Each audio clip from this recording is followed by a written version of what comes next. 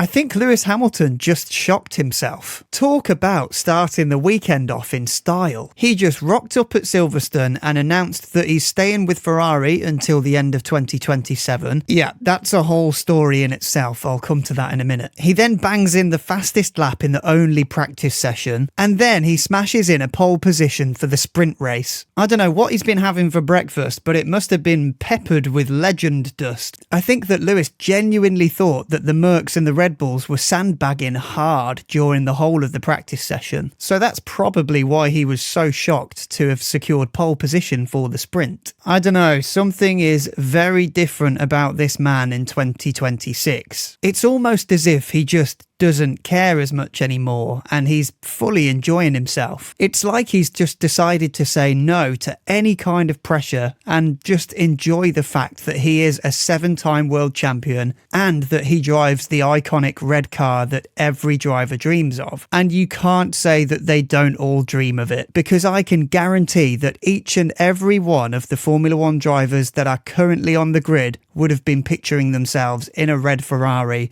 when they were young and dreaming of making it into Formula One. I can't imagine any of them were drawing pictures of themselves pretending to be in an Audi, for instance. No offence, Audi. Speaking of pretending to be somewhere else, if you're looking for a great VPN that will allow you to watch Formula One and any other kind of sport or content from around the world, then check out Private Internet Access VPN using the link down below. With that link, you get 4 months free access and 86% off. And it also helps to support the channel. Their VPN keeps you safe whilst you're browsing the internet, and they don't keep any logs. So if you want access to the whole internet without giving away your personal data like forms of ID, etc., then check out Private Internet Access VPN on the link down below and get yourself 86% off and 4 months for free. Anyway, back to Hamilton and Ferrari. To be fair, getting podiums and a big win for Ferrari is definitely helping with Lewis Hamilton's mood and general aura. But still,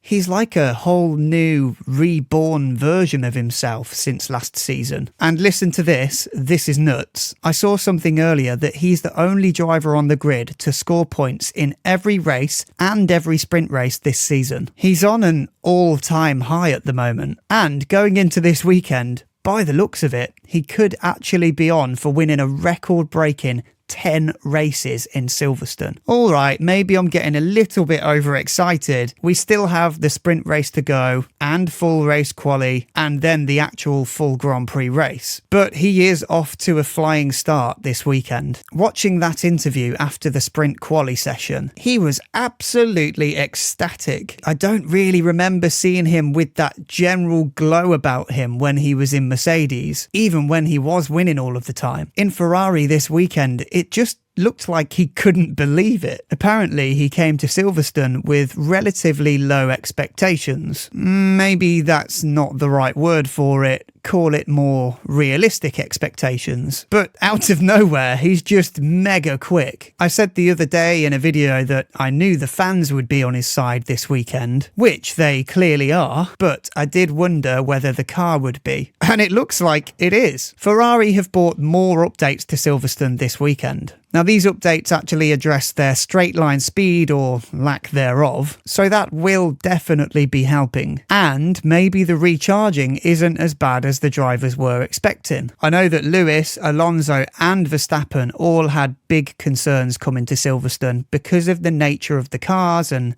how this year's regulations means that they will likely struggle to recharge on high-speed circuits with loads of straights and not so many hard braking zones. But again, it is early days. We are yet to see how the cars are going to fare in a race scenario. Because, you know, it's all well and good going out with a fully charged battery and completing 3 laps and then coming back in. But how will the cars get on when they have to manually recharge throughout the race? I am actually secretly hoping that they don't work so well. So then the FIA are forced to bring back full internal combustion V10 engines. That's a win-win for everyone. Going back to the extra upgrades that Ferrari have this weekend, it's quite funny because Toto Wolff has been so confused as to how Ferrari are constantly upgrading their car every weekend. He actually told the press they must be running out of money by now for the season budget, or at least he probably hopes that they do. He's probably hoping that they go over the spend cap and then they get penalised for it. Actually, I don't know if that would be a good thing or not, because if they go over like Red Bull did a few years back, and all that they get from the FIA is a slap on the wrist and a big hefty fine, do Mercedes then think the same way and go, well, money is no object, we just want to win, and then just go and overspend for the season? If you can't beat them, join them kind of attitude? No, to be fair though, Red Bull did lose 10% of their wind tunnel time for going over the spend cap in 2021, which famously really damaged their 2022 season. Also, before we finish, I just want to go back to the whole Lewis extending with Ferrari thing. If you missed it, the team principal Fred Vasseur confirmed that Lewis and the team have both taken the option to extend his contract into 2027. Hamilton's original contract from when he joined the team in 2025 was a 2-year deal with the option to extend for another year. You may have seen it, Lewis did actually mention to the press back in Canada that he would like to extend with the team, and that he would in fact like to be with them for many years. So in Canada, he was certain that he was going to remain with Ferrari, but nothing was announced by the team yet. Until now. Fred Vasseur was asked the question this week by Italian media: will Hamilton stay with Ferrari in 2027? To which he gave the simple and absolute one-worded answer: